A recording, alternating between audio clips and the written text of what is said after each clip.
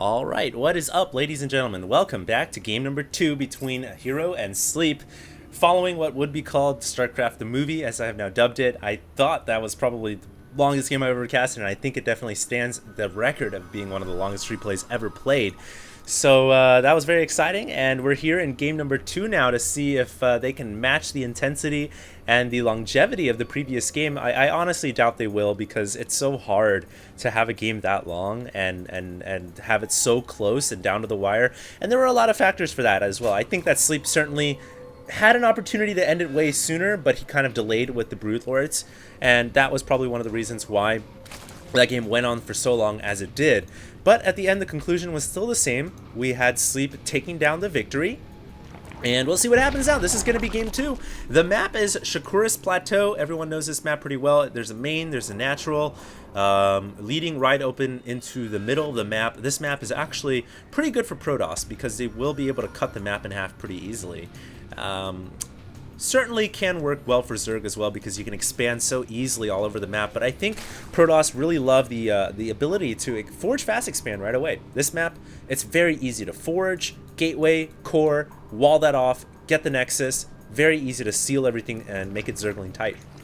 So that's what we're probably going to see from oGs.Hero. I don't think we're going to see anything aggressive out of him. I would probably say the same for Sleep too, because both these players are known to play the long-term type of Protoss versus Zerg matchup. We already saw that in the last one, where well, pretty much nobody decided to attack. They were both playing very passively, and as a result, we had a replay that lasted for an hour and 20 minutes. So that was quite entertaining. And here comes Hero with a proxy pylon. I like that. That will block the hatchery from going down for a little bit of time, so Sleep will be a little bit annoyed with that. And I think he's going to divert this drone immediately over to the top right, and that's what he's going to do. Instead of you know, trying to bother with even killing off a 400 HP pylon, he will just instead warp in a hatchery down over here.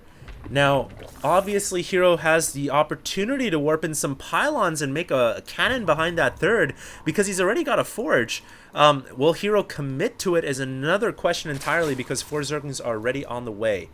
So no cannons coming up for that probe. In fact, Hero is just going to hide it right now to essentially get a delayed scout in.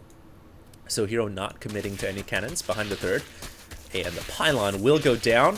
And, you know, I would imagine Sleep is going to immediately grab a hatchery over here as well. This is really the Zerg mantra, if you will, on a map like this. Very wide open, Shakuris Plateau, lots of expansions. Most Zergs are going to take advantage of that, and they're going to expand all the way. They're going to just hatch every possible location and really drone up. And Sleep is most likely going to do that. In fact, yes, there's the hatchery coming up right now. Also love how he sent a few Zerglings out to find that scouting probe, because he knew it was somewhere. And he will kill off that probe, it looks like. It might actually make its way back. So Hero gets the probe back into home. And there is a cannon up at the front. And not walling off the front door is Hero. That's very interesting. I'm surprised he didn't decide to throw the core up a little bit closer, but now he's left a... I would think that's an opening. Yes, it is an opening. The probe proving my point right there. So theoretically, right now, Sleep could run in there, but the Zealot, of course, is on the way, and the rally point being set to hold position on that little corridor. So the Zealot will seal that choke off, and that's the plan right now for Hero. Sleep also just droning up at the moment in time, and I don't hate that at all. I think that's the perfect decision. I love the creep tumor placement over here on the left side of the map, though. Left side of the main, excuse me. This is really smart, just going to be able to deal with warp prisms very easily, because you have creep all inside your main and not having kind of dead space around the perimeters. So I like that strategy. And right now, let's see how many drones Sleep's got. He's at 30 right now. He is actually making a few Zerglings. That's a little surprising. Not many Zergs will make Zerglings at this point in the game.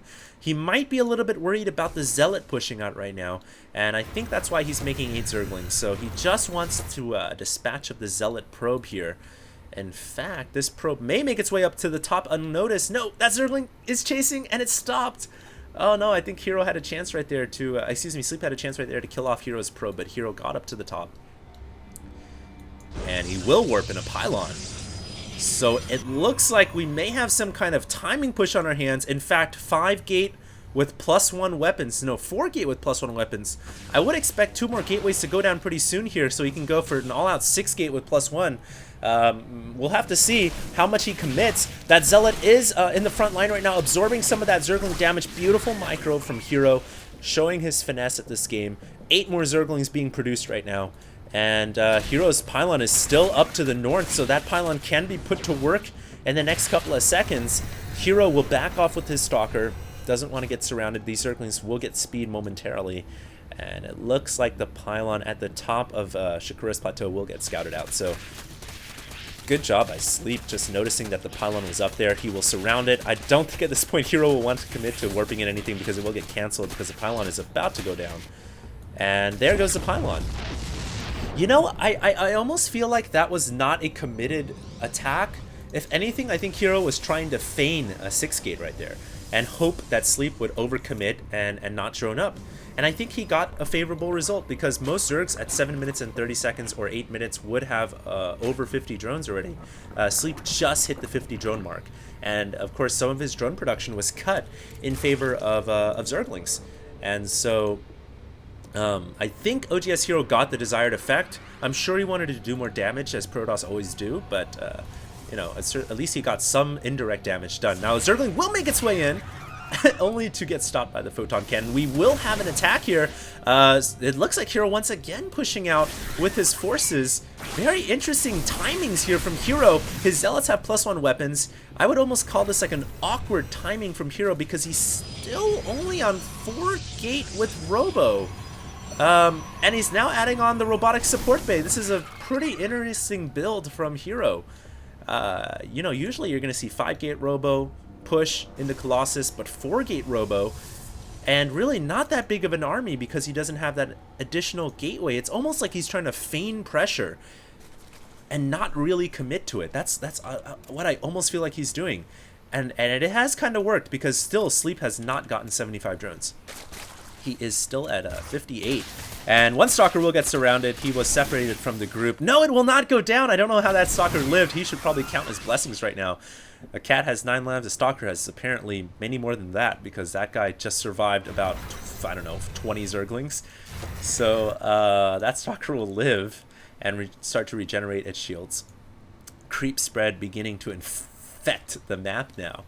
And that's very important for Zerg to begin spreading their creep at this portion of the game, especially on Shakura's Plateau. They will get a surround on this Stalker as well, but no commitment from these Zerglings. It looks like these Zerglings have a problem committing, but of course that's just smarter decision making from Sleep. He doesn't want to end up losing all those Zerglings really just for one Stalker. It's definitely not worth it. But you know, at the very least, he's playing a good game of cat and mouse in the middle of the map right now, just delaying Hero. But I think that's what Hero's trying to do. I think Hero, like I said before, just feigning aggression, and that's where we see, what, 15 drones being made right now. Overseer comes in and it sees the support bay. It sees that Hero has been teching up this game, and finally, I guess Sleep kind of slapping himself a little bit and saying, oh, good play, Hero. Now I know that I needed to drone up. So now he's at 72 workers. But that worker count, I think, should have been higher at an earlier portion in this game. So here comes the push, though. Colossus is out. Let's see if he gets another 300 or 200 kill Colossus. That last game was insane. And certainly a lot of Zerglings for that Colossus to roast up. So maybe it'll happen. Nexus coming up right now. Protoss army moving out. This is dangerous waters for Hero to be in. He's moving his entire army into the middle of the map. A huge flank could happen at any time right now. But Hero feeling obviously confident enough to push into the middle of the field. And very risky play. Sleep just, I guess, buying time, being annoying with these Zerglings. He may catch a Colossus, but that Colossus can run upstairs. Good use of the terrain right there. Tons of Zerglings getting roasted as they retreat. And now Hero has a pretty sizable army. He may actually make a timing push here with his Protoss ball. And it doesn't look like Sleep's got enough here. He could be totally caught by surprise. He's got to use the fungal growth to buy time now. But, oh, he made a mistake. I feel like he got pathogen glands after getting infestors. I guess it's not necessarily a mistake, but if you do that, when the infestors come out, they don't have enough energy for fungal. You have to wait for that. So let's see. These 4 infestors do have enough energy for fungal. At least 3 of them do. The new ones will not. And there's actually a warp in from a warp prism coming in from oGs.Hero. He actually warped in 3 zealots into the mineral line. but Crawlers and Zerglings are already waiting for that. And that will get cleaned up. So, you know, just very cat and mouse action from both these players. Neither one wanting to commit to a major attack. They know a mistake could cost them the game. A couple of changelings coming down here, and here's the engagement we've been waiting for. Force fields coming down. Beautiful force fields splitting the infestors away from the Zerglings, but the rest of the Zerglings make their way in, and a fungal. Oh my god, that was one of the better fungals I have seen, and that Protoss army is going nowhere. Finally, the Colossus freed from the fungal, but a second fungal goes down, and the entire Protoss army just went down. That was a beautiful attack by any Zerg standards, and that was one that could go down in the history of Zerg books, as Sleep just destroyed that entire Protoss army. Really not, didn't even look like much trouble for him. He almost made that look easy. So he is now at 156 supply. He's grabbed a 4th hatchery up top. There is a Warp Prism threatening over there, but not quite warping anything in yet. And now a couple of DTs making their way in. So there was a Dark Shrine. Now, if Hero can snipe off this hatchery, then he will be able to get back into this game, because he is a little behind right now, I feel like, after losing that entire army. Hatchery taking a little bit of damage, no spores, no detection at all. That hatchery is going down with the quickness, and he uses an inject larva instead of a transfuse. I think that was just an automated response. He didn't really think about that, because the transfuse might have ended up saving this hatchery, and now as a result the inject going to waste because the hatchery goes down. Overseer comes in. Dark Templar got picked off, but they do the work they were warped in for. So Hero doing what he needed to do and snipes off one of the hatcheries. Now Protoss Hero expanding into the middle 6 o'clock location between the two bases. I like that play, actually. Anytime you're Protoss, you really do want to expand towards Zerg. It adds additional pressure on Zerg because they can't mobilize terrain nearly as well. So I definitely agree with that decision. And it's going to be a nice place for Hero to fortify if you can wall it off with gateways, get a couple of cannons up. Actually, a hidden hatchery coming up, Ninja Hatchery at the top left. More Zealots being warped in to deny this hatchery as well. Very interesting movement of troops from both players right now. And Zergling's going to surround the Zealot and Probe so that this hatchery will not be discovered up top. Meanwhile, Zealots making their way in, but 2 Crawlers getting warped in along with the Spore. And the Crawlers will clean up the Zealots, although more Zealots being brought into the battlefield. And Hero, with these additional 1 armor, 1 weapon Zealots, may be able to clean up the hatchery. No. Reinforcements arriving in a timely fashion, and there comes the Zerglings at 1-2 apiece. They will clean it up. Meanwhile, Protoss army moving up from Hero. He gets surrounded by Zerglings, but he cleans it up with his Stalker Zealot army, and the hatchery immediately being cancelled by Sleep. Wow. Both the players trying to aggressively take hatcheries and nexuses, but it looks like Hero will win out in that regard because he gets this nexus up without it even being scouted. Beautiful plays by Hero, and Hero completely hidden in the dark right now. I think Hero's right back in this game, guys. He's at 4 bases right now. Zerg is at 4 bases. It's tied up. And don't forget, this hatchery was sniped earlier, so a lot of the resources were not mined for a good portion of this game. So Sleep, I think, has been pushed back a little bit. Hero totally getting back into it. I'm not sure. Oh, the hatchery's coming up once again. I don't know how he manages to slip a drone over there. That's one of the sneakiest hatcheries I've seen. That's twice now that it's gone up. We'll see if this second time's a charm or not. Warp Prism coming into the top. The bottom. This Warp Prism is still at the top still. And no response from Sleep to deal with these Warp Prisms. I'm very, very surprised. There's a massive blink from Hero. He gets a ton of Stalkers into the main. We'll have to see quick movement here from Sleep if he wants to deal with this. In fact, Sleep's sending all of his Zerglings over to the top. I'm not quite sure what he's trying to do there. To defend that hatchery, I suppose. I don't know if it's worth it, though. And the Fungal goes down, misses the Stalkers as they blink out. Could have definitely caught the Stalkers. Now there's Zealots up in here, and these Infestors have to be very, very careful. Zealots will cleave Infestors all day long. And the Fungal goes down at the last second to deal with the Warp Prism. Wow, this game is actually having the makings of going into what seems to be another long and drawn-out engagement between this very top-level Zerg player and very top-level Protoss. By the way, guys, if you guys didn't know, Hero and Sleep are very talented Korean players both. They are both of Korean descent, or I believe residing in South Korea as well. So they are extremely talented StarCraft 2 players. Just kind of these last couple of games have been showcasing their skill level. Almost tied up, I would say. They're very, very close, and that's why we've seen such drawn-out engagements. Here comes another battle. Stalker's using the high ground very well. Storm goes down. The Zerglings get ripped to shreds, but will it be enough? Will it be enough? I think the Broodlord's artillery support is going to be too much for Hero to handle, and Hero decides to back out. Wise decision making from Hero right here. He just cannot engage with the Broodlords on the high ground, and the Broodlords make a big push in the middle, totally dismantling the Protoss army. But Hero did pull out with most of his high cost units intact. I don't think he lost his high cost units, and that's very important for the rest of this game. And he's also expanding now to just the bottom doorstep, if you will, the porch of the Ninja Hatchery at the top left-hand location. Very interesting play. The Warp Prism is still over here. There are some roaches and crawlers here, so I think that Warp Prism has pretty much been negated this entire game. More crawlers coming up inside the main. This is a very, very interesting game. Stalkers and Colossus making their way up into the main once again.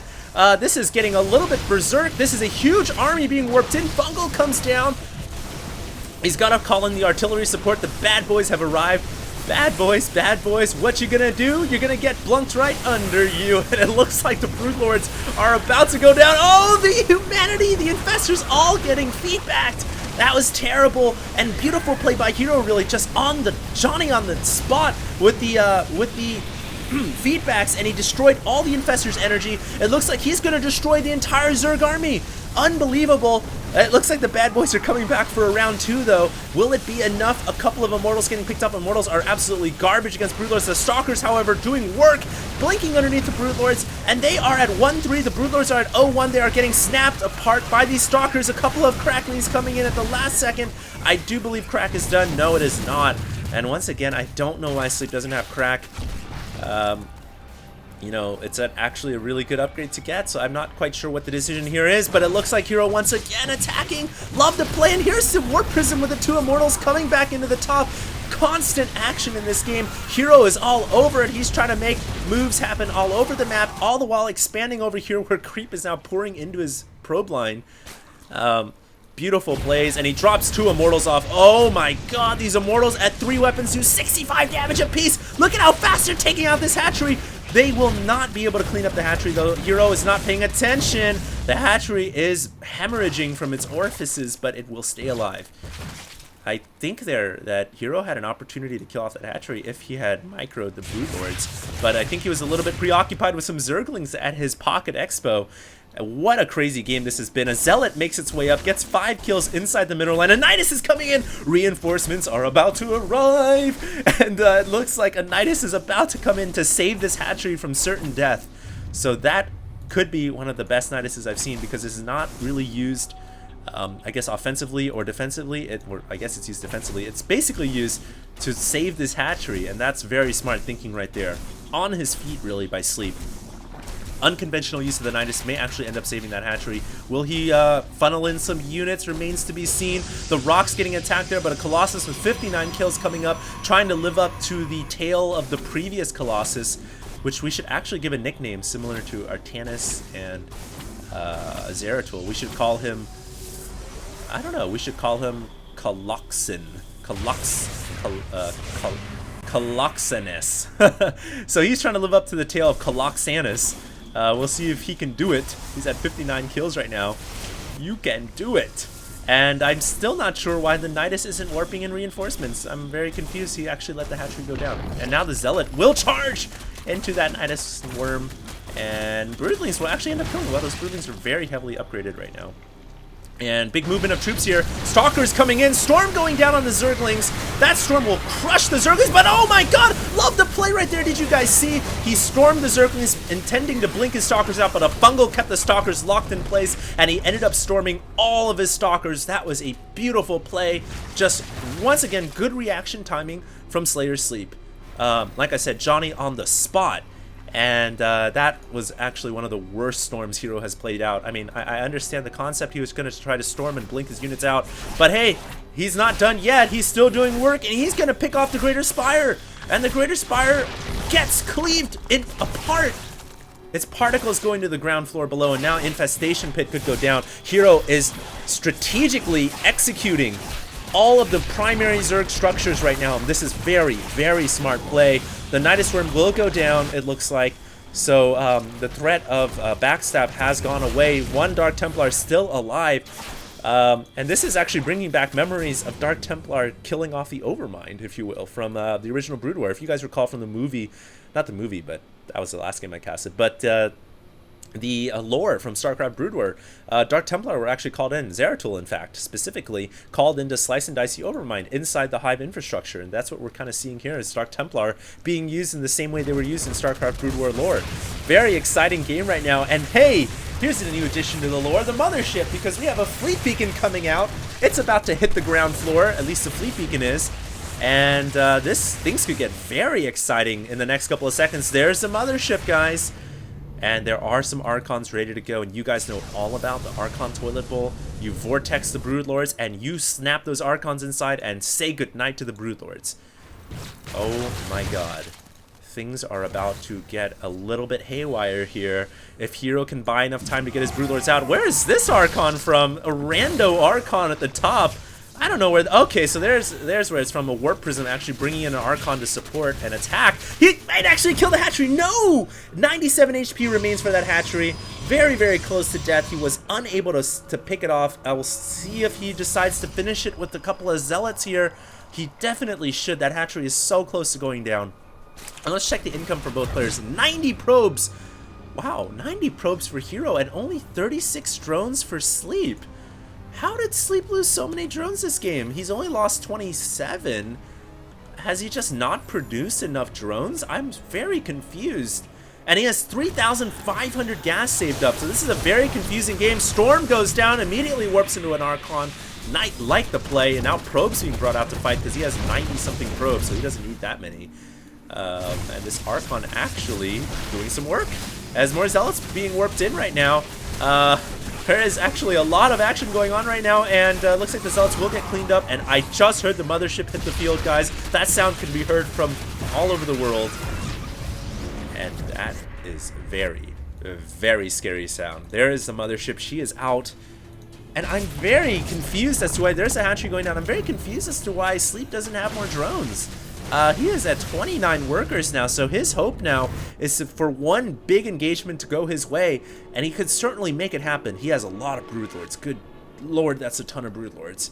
And Infestors. If he has Neuroparasite, he could actually mind control the enemy Mothership and use a Vortex on his own forces, if you will.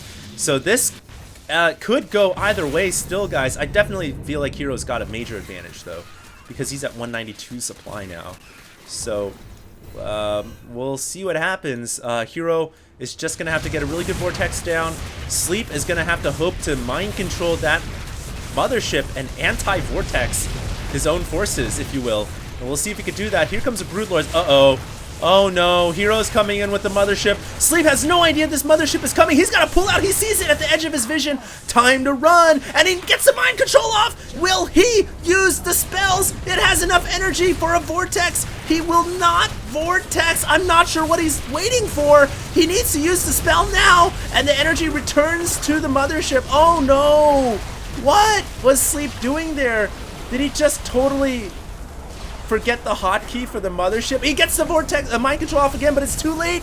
It's too late. The energy has been used. The Archons are inside the toilet bowl, and we are about to see an epic flush. Oh, he leaves the game before we get to see it. He leaves the game, and all the Broodlords, look at that. They were all clumped up right there as everything was coming out of the black hole, and that was going to be, hey, there's actually an Overseer right there. Look at that guy. He's like opening his eyes out of the Netherlands. He's like, what's going on, guys? So there's the GG. I really feel like Sleep had a missed opportunity there. All he had to do was use the Mothership's energy against, and just use it on anything. Use it on the ground. If he, at the very least, just use it in the blank air. But he didn't cast it, and I'm not sure why. He maybe I heard there was a rumor that he forgot the hotkey or didn't know the hotkey for Mothership. And that might have been the reason why, actually. Which is actually kind of funny, considering that, you know, of course he plays Zerg, he's probably rebound everything, and he just rebound this V button for, I would imagine, something else. So that was terrible. All he had to do was click it. Oh, no. And he ends up losing this game to oGs.Hero. Oh, that was one of the better games I've seen. And I hope you guys enjoyed this cast. I certainly did. So that's game 2, and it's actually tied up now. Hero and Sleep are tied up at 1 game apiece. We're going to go to the ace rubber match between these two players for $1,000. Make sure you guys check out IGN Pro League at Twitter, Facebook, YouTube, and Justin TV at IGN Pro League, and as well as www.ign.com/IPL. And make sure you guys follow me on Twitter, Facebook, and YouTube at HD Starcraft. And we'll be right back with the final match.